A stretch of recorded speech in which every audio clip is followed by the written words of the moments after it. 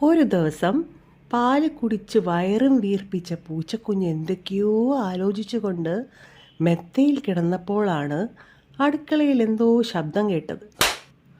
ആദ്യം പൂച്ചക്കുഞ്ഞ് അത് വകവച്ചേയില്ല.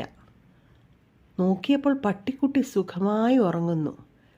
എന്നാൽ പിന്നെ താനും ഉറങ്ങിക്കളയാമെന്ന് കരുതിയപ്പോഴാണ് വീണ്ടും ശബ്ദം. പൂച്ചക്കുഞ്ഞ് മടിയോടെയാണെങ്കിലും എണീറ്റ് അടുക്കളയിലേക്ക് ഓടിപ്പോയി. ആദ്യം അവിടെ ഒന്നും കണ്ടില്ല. തിരിച്ചു വരാൻ ഒരുങ്ങിയപ്പോഴാണ് മേശപ്പുറത്ത് നിൽക്കുന്ന ഒരു കരടിക്കുട്ടനെ കണ്ടത്. പൂച്ചക്കുഞ്ഞ് ഞെട്ടിപ്പോയി.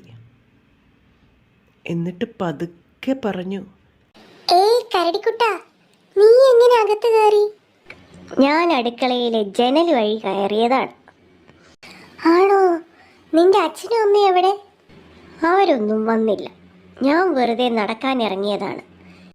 ഇവിടെ മേശപ്പുറത്തെ തേൻ കണ്ടപ്പോൾ എനിക്ക് കൊതി വന്നു. അപ്പോഴാണ് കണ്ടത് കരടിക്കുട്ടൻ്റെ കയ്യിൽ ഒരു കുപ്പി തേനിരിക്കുന്നു. അമ്പട കള്ള, തേൻ മോഷണമാണല്ലേ പരിപാടി? ഹേയ്, മോഷണമല്ല. തേൻ കണ്ടപ്പോൾ അകത്ത് കയറി. നല്ല വിശപ്പ്. എന്നാ പിന്നെ തേൻ കുടിച്ചേക്കാം എന്ന് കരുതി. കുടിച്ചോട്ടെ. ഞാൻ എന്ത് പറയാനാണ്, ഞാൻ തേൻ കഴിക്കാറേ ഇല്ല. പാലും ബിസ്ക്കറ്റും മീനും ഒക്കെയാണ് ഞാൻ കഴിക്കുന്നത്. നീ വേണേലെടുത്തോ. അപ്പോൾ എന്തോ ശബ്ദം കേട്ടു. കരടിക്കുട്ടൻ പേടിയോടെ ചുറ്റും നോക്കി. അയ്യോ, ആരോ വരുന്നുണ്ടല്ലോ. ഞാൻ എന്തു ചെയ്യും പൂച്ചക്കുഞ്ഞെ? നീ താഴേക്കിറങ്ങ്, ഞാൻ നിന്നെ ഈ തുണി കൊണ്ട് മൂടാം, പൂച്ചക്കുഞ്ഞ് പറഞ്ഞു. കരടിക്കുട്ടൻ താഴേക്കിറങ്ങി. അവിടെ കിടന്ന ഒരു തുണിയെടുത്ത് പൂച്ചക്കുഞ്ഞ് കരടിക്കുട്ടനെ മൂടി. അപ്പോഴേക്കും പട്ടിക്കുട്ടി അവിടെ വന്നു.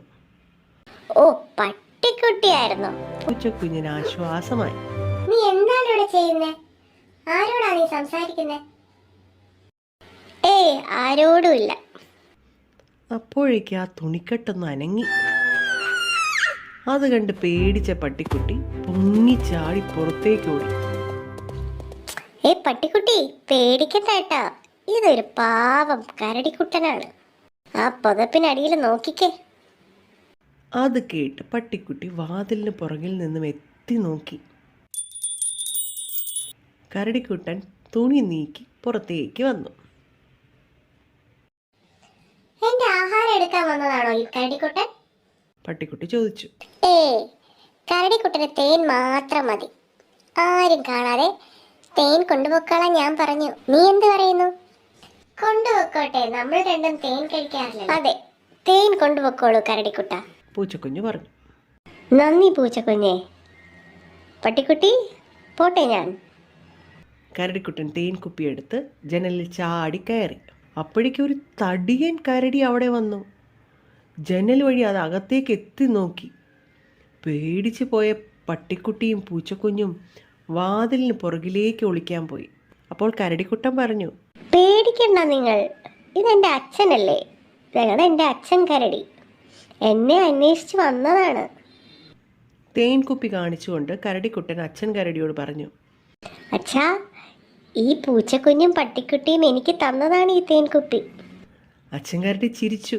പിന്നെ പറഞ്ഞു, നന്ദി പട്ടിക്കുട്ടി, പൂച്ചക്കുഞ്ഞെ, എൻ്റെ മോൻ ഈ തേൻകുപ്പി കൊടുത്തതിന്. എന്തെങ്കിലും ആവശ്യമുണ്ടെങ്കിൽ ആ കുളത്തിന് പുറകിലുള്ള കാട്ടിൽ ഞങ്ങളുണ്ട്. എപ്പോൾ വേണോ വിളിച്ചോളൂ, ഏത് സഹായത്തിനും. നന്ദി അച്ഛൻ കരടി. ടാറ്റാ കരടിക്കുട്ടാ. പൂച്ചക്കുഞ്ഞും പട്ടിക്കുട്ടിയും കൈവീശി കാണിച്ചു. തിരികെ കൈവീശി കാണിച്ചുകൊണ്ട് കരടിക്കുട്ടൻ അച്ഛൻ കരടിയോടൊപ്പം കാട്ടിലേക്ക് പോയി.